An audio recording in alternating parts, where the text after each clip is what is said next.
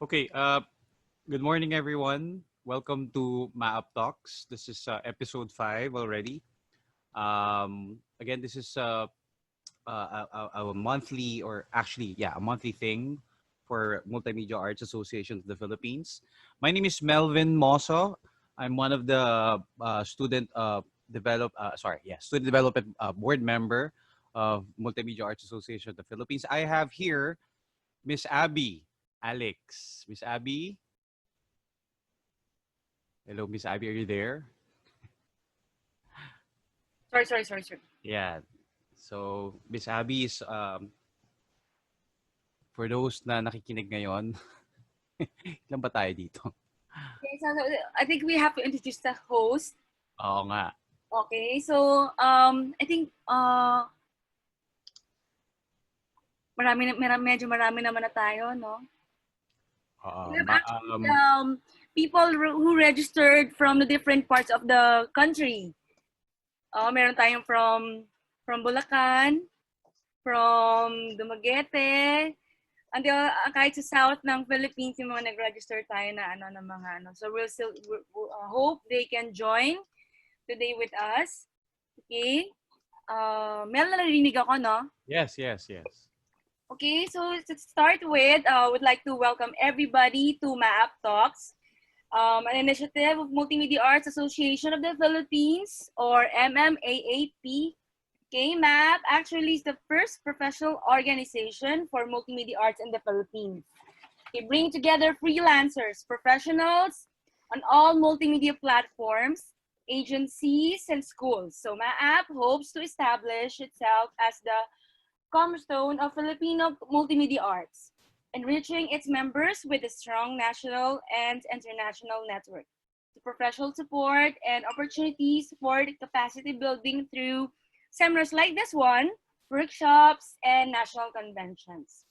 Yeah. Our speaker for this talk is none other than Mr. Zach Alvis. Zach is a filmmaker, a photographer, creative director, entrepreneur, and creative events speaker with over 8 years experience. He took up Bachelor of Arts in Multimedia Arts in College of St. Benilde, has mentioned hundreds of creative professionals, and has helped numerous clients to grow their businesses through online content marketing. Okay, he is the founder of Ascend Studios in Australia. Please welcome Zach Alvis. Okay, let's clap our hands. Welcome, Zach. Thank you for gracing with us. The floor is with Thank you. Ayan, Zach. Thank you. Thanks for having Yeah. me. Thank you for being here. Ayan. Yeah. Sige. So let's have some talks with Zach, no? So I know that Zach is your student, Mel. Yeah, my former student from Benilde. Ayan. So, matanda ka na, Zach. Matanda ka na, Mel. Kasi your Oo. student is now a professional. Kaya nga. Hello, everyone. My name is Zach. I'm the uh, founder and director of Ascend Studios. As you can see on my screen. So thanks to Sir Melvin and the team behind MAAP for having me. It's an honor for me to be here. And yeah, I hope everyone can hear me nice and clear. So I'm gonna try to speak in Tagalog, guys, kasi na-miss ko magsalita ng Tagalog. Wala akong masyadong nakakausap dito ng Tagalog, apart from my when I do FaceTime with my family or pag binibisita ko yung tita ko. All right, so like what Sir Melvin said, I graduated from De La Salle College of St. Benilde in 2013. And then 2014, July 15, 2014, I moved here in Sydney, Australia. So that's 6 years ago. Nag-decide ako na pumunta dito kasi looking back, I think medyo naramdaman ko na saturated yung creative industry sa atin sa Pilipinas, na ang daming competition and you really need to work hard to get good clients or to even get an employment from dun sa mga companies na gusto kong pasukan. So when I was in college, I had the opportunity to do an internship with Low Philippines. I think I'm not sure kung binago nila yung pangalan nila. I think Low pa din yata. So that was Lintas before. Lintas Manila. So that's where my dad worked as an art director. Tapos naging Low siya. So yung one of the biggest clients they have is Ginebra, San Miguel. So there I had the opportunity to do a lot of creative graphic design, video while I was interning. And then pagtapos nun, while I was still in college, yung friends ko, we started a production studio. It's called Splugudug Productions. Sorry. So kasama ko doon si Ran Hoplo, si Luis, si Dave Vega, and Neil. Yan, si Neil. Tapos, shout out to Sir Rene Durian. Papanood niya to. So, si Sir Rene Durian, which is our professor as well in CSB, nag-offer siya sa amin ng music video project from the same people behind the Sony Music. Oh, nice. Sa Philippines, but they're trying to create a new brand. So, parang doon nag-start yung yung journey ko into managing our own production studio or creative studio. And that was really overwhelming and surprising for me nung nasa college ako kasi we were working with the people behind Sony. And for us, it's a great achievement already. Na hindi pa kami gumag-graduate. We already have that opportunity to work with those people. So, yun. So everything was doing well with Splugudug Productions, and I was their director of photography and photographer. So for some of you guys that are listening, yung trabaho ng DOP is mostly dun sa lighting. So our director, Luis, they're gonna come up with a story, and then my job is to plan kung paano ba namin set up yung ilaw para magmukhang natural and well lit yung subjects namin. At that time, yun yung mga music artists. And then so that went well. We produced 3 music videos, but then the opportunity to come here in Sydney was offered to me by my auntie, ang aking tita Mabel, na nandito siya ngayon sa Sydney. She's a citizen. So inisip ko nun, parang ayoko kasi parang natatakot ako. I also don't want to leave my family.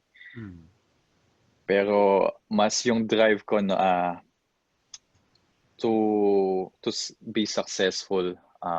Alam ko kasi once I get out of the Philippines, mas lalawak yung network ko and yung understanding ko. And also experience in working with different culture. Sobrang sobrang eye-opening and really grateful for that experience. So, ayun, yung Splugudug Productions, medyo pang na-disband kami kasi nga decide ako na pumunta dito. Although I'm still giving some work to to the Splugudug team from here sa pag may graphic design or animation or storyboarding na kailangan gawin. Pinapasahan ko pa din sila ng trabaho, which is my way of saying thank you to my teammates as well. Dun sa Splugudug team. And then, oh, by the way, for you guys that are listening, so kakwento ko yung, maybe for 20-30 minutes, kakwento ko yung paano ko napunta dito, yung journey, and then while I'm speaking, if you guys have any questions, just write it down. and then we're gonna have another 20-30 minutes for Q&A. Tama ba, Sir Mel?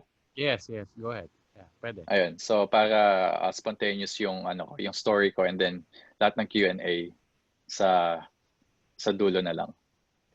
Okay. So yun, 2014 na napunta ako dito. For about 3 weeks wala akong work, and medyo na ako noon kinakabahan ako, o parang what's the word? Parang magsisisi kasi kala ko pagdating mo dito, yung work opportunity pupulutin mo lang. Pero in reality, dahil nga bago ka, and then yung mga employers nakikita nila sa resume mo na yung mga clients ko is hindi sila, o yung mga employers ko before, hindi sila kilala sa Australia. So hindi sila familiar. So after 3 weeks, ang first job ko dito, I'm not ashamed to tell everyone na dishwasher. Tagahugas ako ng pinggan sa isang chocolate cafe sa Sydney CBD.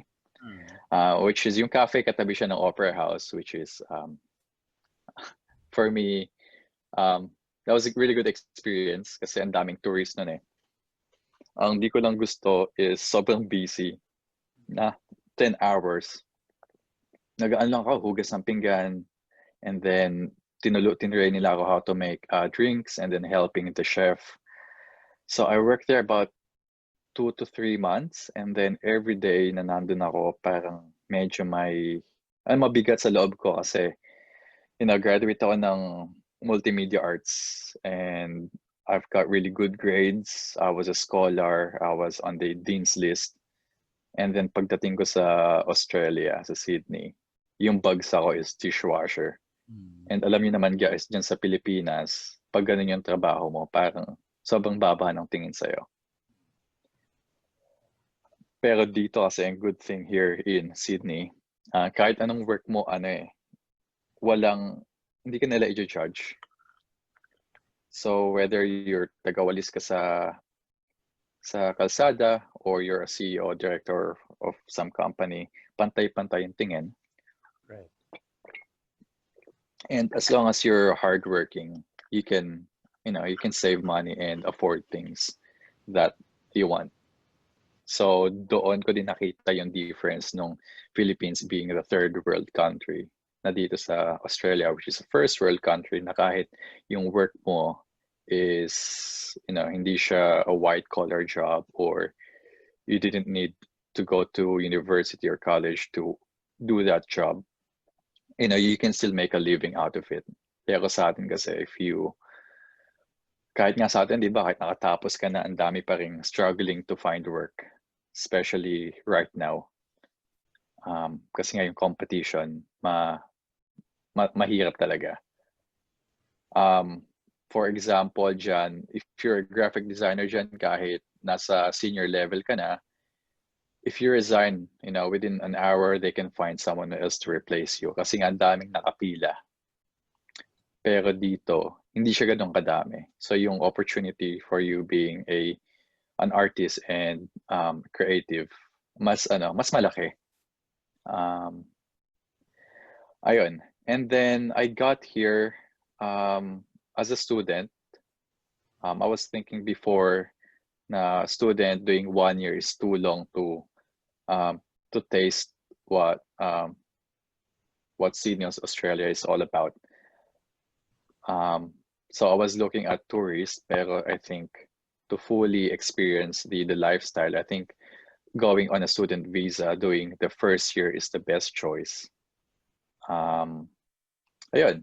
So pumunta ako dito as a student. I was in a student visa, and then I was studying business, diploma of business and marketing. And then nga nakuha ko yung work as a dishwasher. And then within the 3 months, I was actively looking for better work na pasok sa akin, which is into photography and video nga. And then nakuha ko yung Wet and Wild Sydney. Isa siya, water park siya. You guys can Google it. Just Wet and Wild. I think right now it's called Raging Waters. So yung trabaho ko doon, I was a photographer, so masaya siya Paano pala yun, kasi Sam? Sorry. Did you hmm, apply? Or ano yun, may contact ka na doon? Anong nangyari? um Paano mo nakuha yung project na yun? apply lang ako online. Nag-apply ka online. Okay, yeah. Yes, may mga website dito, pang mga Indeed or Seek, Right, right. mga job search na website. So, tinap ko lang photographer job in Sydney. Tapos nakita ko yon. And then, for me, naghahanap talaga ako ng better working environment. And from kitchen hand to a water park. So, sabi ko parang ano yun, everyday masaya kasi nasa water park ka, taking pictures of guest people na swimming, and then at the end they can purchase the pictures that we took. Mm. So that's the first year I was a junior photographer, and then second year I became the supervisor na ako na yung um, nagbibigay ng shift and roster to the other photographers. Right. And but yung challenge doon is, if you guys think about it, para siyang masaya kasi nasa water park ka, big slides, tapos DJs, loud music, people eating, para siyang music festival. Yeah. Pero nasa water park. Ang challenge there is in Australia, yung summer dito, sobrang init talaga. Maabot ng mga 35 to 40 degrees. And as you guys know, yung butas daw ng ozone layer is nasa Australia. So yung yung UV is sobrang tindi na kahit pag summer 40 degrees, kahit nasa lilim ka, mangingitim ka eh. Ganun kainit. Ganun siya kainit. So that's yung challenge doon. And then when I became the supervisor, dahil ako nag-aayos ng shift and roster, then I made sure na I will look after myself, na I only go out 2 hours to take photos and then 2 hours dun sa shop where we sell the pictures. So that's my second job. I was a photographer. And then I also tried to be, I applied for a lifeguard role, aquatic attendant, same water park. I got the job, but bumalik ako dun sa pagiging photographer kasi as a lifeguard, nakatayo ka lang sa isang spot for 5-8 hours. Yeah. Okay, parang police yung mga batang tumatakbo, parang sabihan mo lang sila. So from happy work photographer ka kasi everyone's smiling, becoming a lifeguard.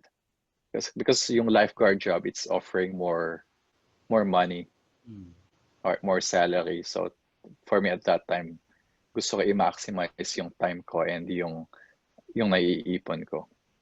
But then I realized na I don't want to be in that position of being a lifeguard, being a parang police na nasabihan mo yung na bawal ganito. So parang negative yung vibe mo nun eh. So I went back as a photographer. And then during that time, I'm also taking freelance work. So I started my Facebook page. Yung wedding nung pinsan ko, sabi ko, can I take photos for free? Para lang meron akong portfolio na Australian wedding. Sabi nila, yeah, sure. Why not, diba? Free photos.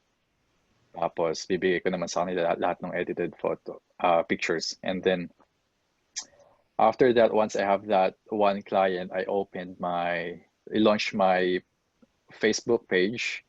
Also started working on my new website here in Sydney because yung website ko noon for Filipino clients. Nasa Manila pa ako. Pero sabi ko, this is not gonna work here in Sydney kasi hindi nila kilala yung clients. And what's important for the clients here in Sydney is makita nila yung familiar places or familiar clients so they can trust you. Okay.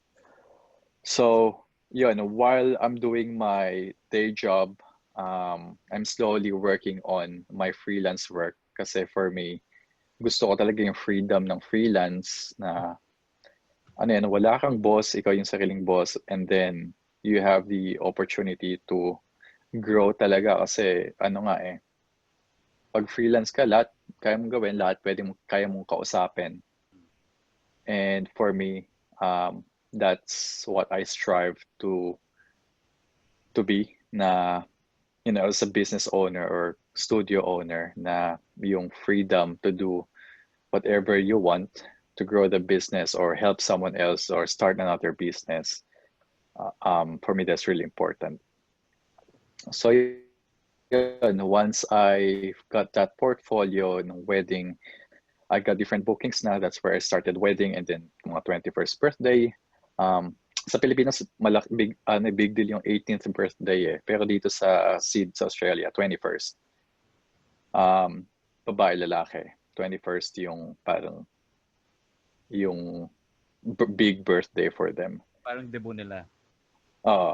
Ganun. So, yun, my engagement party. And then it's a good experience, good work. Alam ko madami sa atin mga photographers sa Pilipinas na focus talaga sa events, sa mga wedding, corporate events. But then at that time, I'm also thinking, kasi MMA ako eh, and you know, multimedia, which means multiple media or multiple things you can do. So sabi ko sa I don't want to get stuck in just doing events, and I want to do something else. So friends, you know, I got a friend na tinanong niya sa akin kung I can do branding, logo design, website, and sabi ko yes I can kasi may background ako ng MMA eh.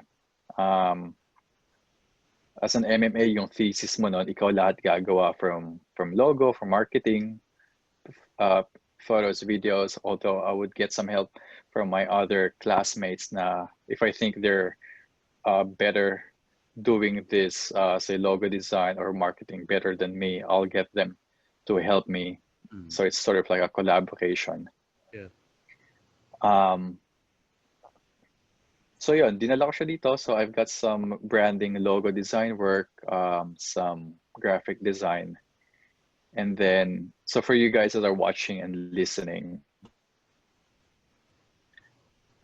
you're still thinking na meron bang future yung pagiging multimedia artist? Kasi when I was in college, ang dami nagsasabi na, you know, we're jack of all trades, na mas maganda pag may specialization ka, kung graphic designer ka lang, master that craft. If you're a filmmaker, just focus on that, don't do something else. Which is, I think back then, maybe 2015, 20 years ago, okay yun. Yeah. But right now, mas madami kang alam gawin, thinking of surviving the current situation. Mas okay yung yung madami kang kayang gawin. So yung opportunity for you is bigger. So if you're an MMA and you're still thinking if you're on the right path, yes, you are. Try to be good at everything. Although I'm confident with my graphic design, branding, marketing skills, but I decided to focus on photography and filmmaking because that's where I'm most happy at when I'm behind the camera telling stories. Kumbaga, Zach, malaking parang advantage din talaga na nag-MMA ka. I mean, you know, all the, you know, parang hindi lang, you're not just focus on one area nga. What you're saying is Yes. that mas naging advantage siya kasi mas aware ka sa lahat ng area, no? Hindi ka kumbaga hindi ka limited. Yun yung maganda doon, 'di ba? You're not limited to one thing. So pag may client na, you know, it tells you something about this, hindi ka parang nagmukhang walang alam, right? Parang That's ganun. right. Yeah, that's right. So yeah, if you're an MMA, practice lahat. Although, still find something to focus on. If you want to do animation or graphic design, web design, whatever that is, spend more time crafting that passion. Pero don't forget yung other MMA skills nyo. Kasi that will help you along the way if you want to start your own creative studio, which I would suggest that everyone will try to do. Kasi kita nyo naman ngayon guys na ang daming nawalan ng trabaho, hindi lang sa Pilipinas, buong mundo. And ngayon ang daming nag-start na mga business nila. Yung mga friends ko na designer na they couldn't get any designer work at the moment, nag-start sila ng new business selling products or they're baking something, cooking something. And the problem with that is lahat ngayon dun papunta eh. So magiging crowded the online space kasi everyone's selling lots of things. So yung mga nauna before the pandemic na nag-start ng online business nila, they already established the reputation. So sila ngayon yung parang mas umaangat. Alright. So sorry, going back to my journey here. Ayun, so I did weddings, nag-focus ako sa weddings, and then slowly sabi ko gusto ko makakuha ng clients na will give me more regular income. So I started talking to dun sa mga business around me. But at that time, hindi nila ako mabigyan kasi I don't have a solid portfolio. Parang I'm trying to do commercial work, pero yung portfolio ko mostly events and wedding photography and video. So hindi siya match. So, nangyari, naghanap ulit ako ng work. So, from yung sa water park, nakakuha ako ng work as a social media manager and graphic designer sa isang marketing agency sa Sydney pa din. So, I worked there for about for just over a year, I think. So, small team, pero I was happy working there, but at the end, it's one of those situations na you love working with your team every day, pero yung superior, yung mga boss, they don't see the value that you're doing, so they're only after the revenue, the profit. So one day output mo lang importante. Yes. Parang gano'n. So for them, one day nagkwentuhan lang kami ng teammates, tawanan, and then pumasok yung boss. Sabi niya, hindi ko kayo binabayaran para magtawanan o, to be on your phone. Right. Kasi nasa Instagram ako nun eh. But that was my job, to be on Instagram and Facebook, to post things kasi social media manager ako. And then hanggang lumalim yung yung pangsama ng loob namin dun sa management. So ako yung una na naglakas ng loob na I said, that's it. I'm gonna quit and then I'm gonna focus on my freelance. For me, that was a leap of faith. Pero pinag-pray ko muna yun bago ako gawin yun. Hindi siya like a one-night decision.